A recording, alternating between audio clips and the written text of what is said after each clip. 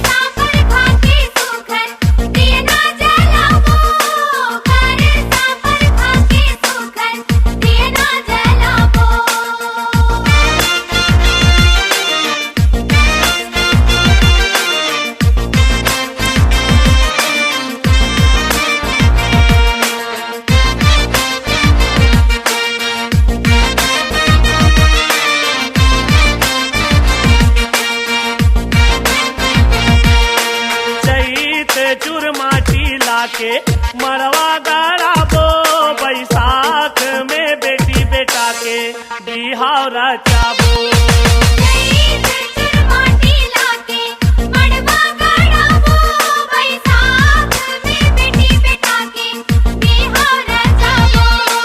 जेठ में जगदम्बाला न्योता भेजाबो, आषाढ़ में शीतला दाई के जुड़वास मनाबो।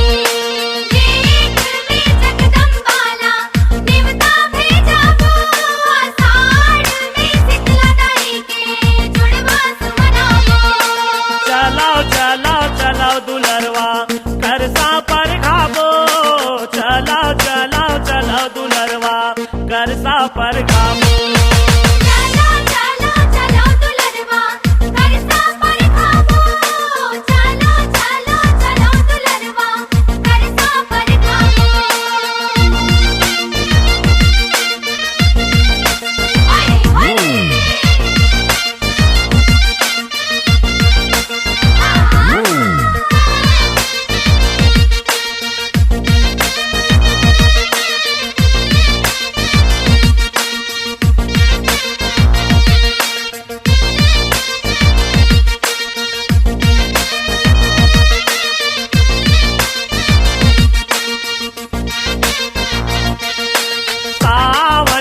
शिव शंकर के परत निभाबो, भादों में भर भर मरकी दही लुटाबो।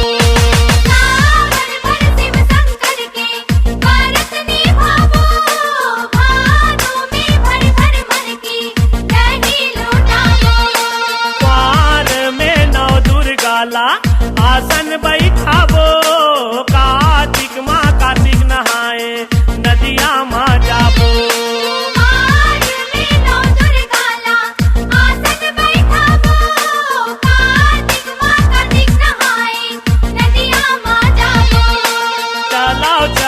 चलाओ दुलरवा करसा पर खाबो, चलाओ चलाओ चलाओ दुलरवा करसा पर खाबो।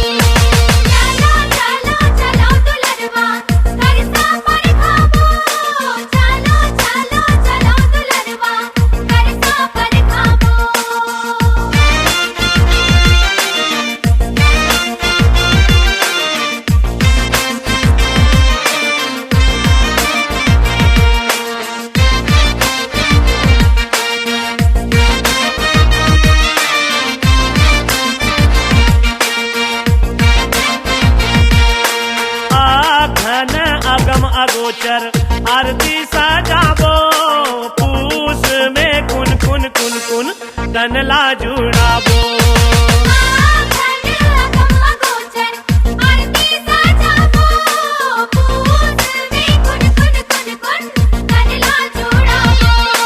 मांग महीना चलाओ मेला देखे बर जाबो आवत फागुन लग जाई रंग गुलाल उड़ाबो